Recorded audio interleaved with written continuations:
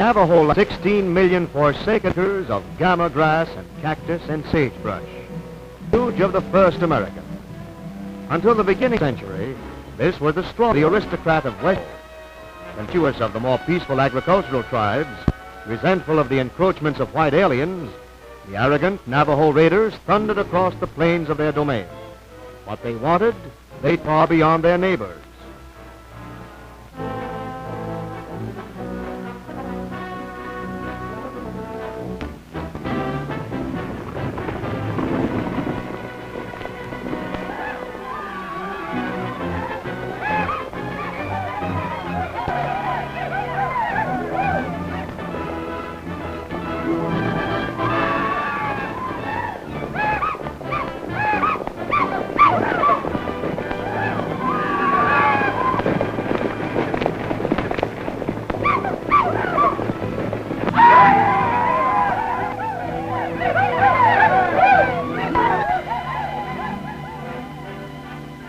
But that was all more than a century ago.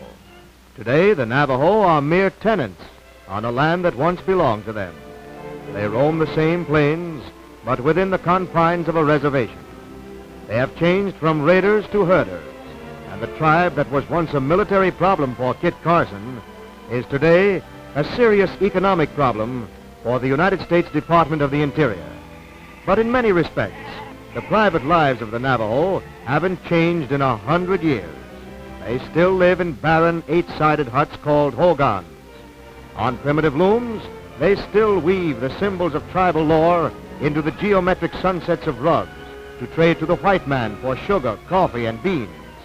And their social position in the tribe is, as of yore, indicated by the amount of their heavy turquoise-studded silver jewelry. Jewelry that the Spaniards taught them to make 300 years ago. Tribal custom still endorses large families, and personal inclination still opposes light and fresh air in the home.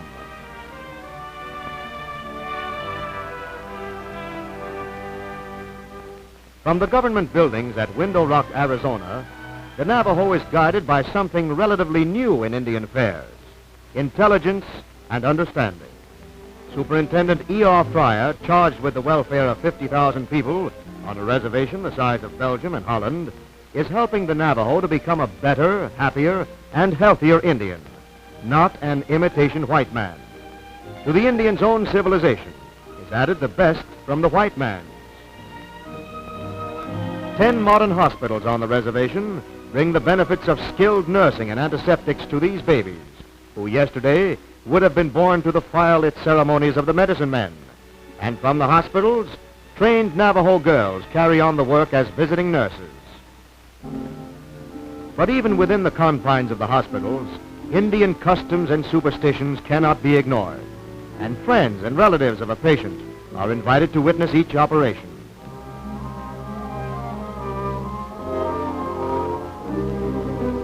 They but dimly comprehend the white man's magic as they huddle together terror-stricken. But the patient's recovery will be one more simple lesson that the government's way is good.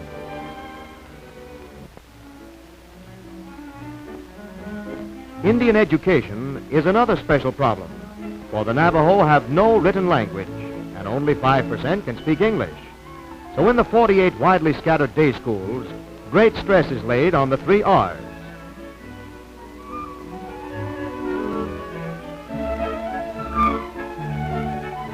But most Indians see little value in these accomplishments, and before the children can be taught, they must be brought to school, usually a long journey. So each school building provides tools and facilities for adults to do necessary odd jobs. Papa will come to school to sharpen his axe or mend his shoe, and bring Junior as a matter of course.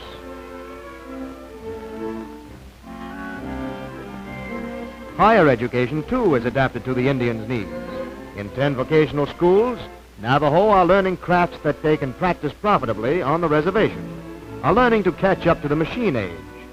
From these schools, the Navajo youth may leave the reservation to go to college, but many who do return to Hogan life as unhappy misfits.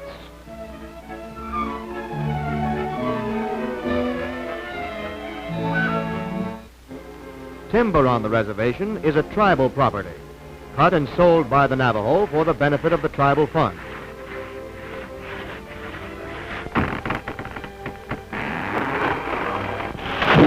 But the money be spent unless Congress approves, for the Indian is a ward of the government.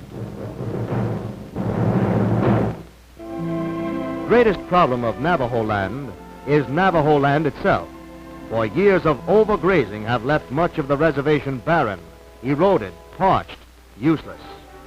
Today, under government supervision, the Navajo are learning to reclaim this land, and with ditches, dams, and reservoirs, are starting an irrigation system that will make some of the land suitable for farming.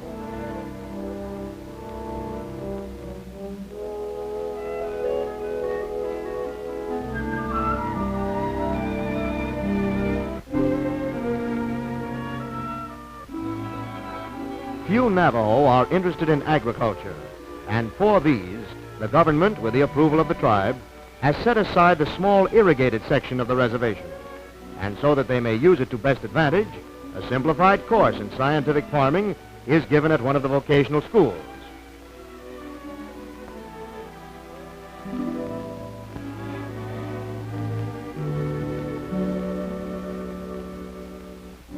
Superintendent Fryer believes firmly in persuasion rather than compulsion, and convinces the tribal chiefs, both individually and in council, that the government plan for restoring the range by reducing livestock is to their advantage. If you sell some of your horses and your cattle and sheep so that the livestock and the grass will be in balance, the grass will come back and the land will be saved for you and for your children. Isn't that?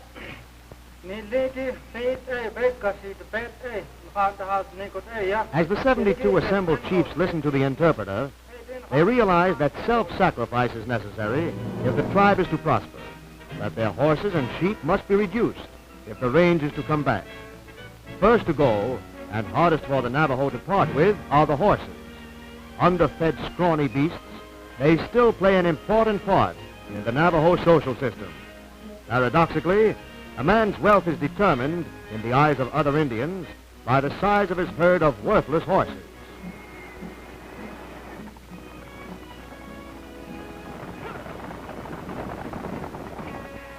Ultimate solution of the tribe's economic problem lies in sheep, but even these must be temporarily cut down, or there is not enough grass to keep wool and mutton together. In fenced government demonstration areas, the Navajo sees simple proof of the plan's merit. Inside the fence, the prized fodder has come back, and as the Navajo sees his own sheep grazing on this lush land, he realizes that someday his range will support even more livestock than he now has. Sand painting, an art unique to the Navajo, symbolizes the Indian culture that still prevails on the reservation after years of contact with the white man. While the government guides, coaxes, and gently prods the Indian in matters of health, education, and economics, the medicine man continues to spread his colored chalk on clean sand in an appeal to the gods of the wind and the clouds, deities of the sun and the rain.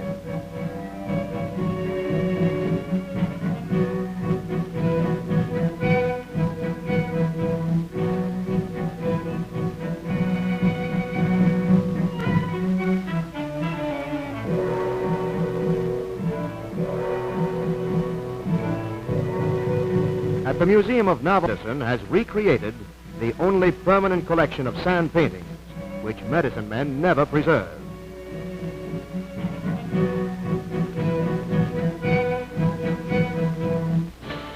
The dance is Navajo culture that will never see a museum.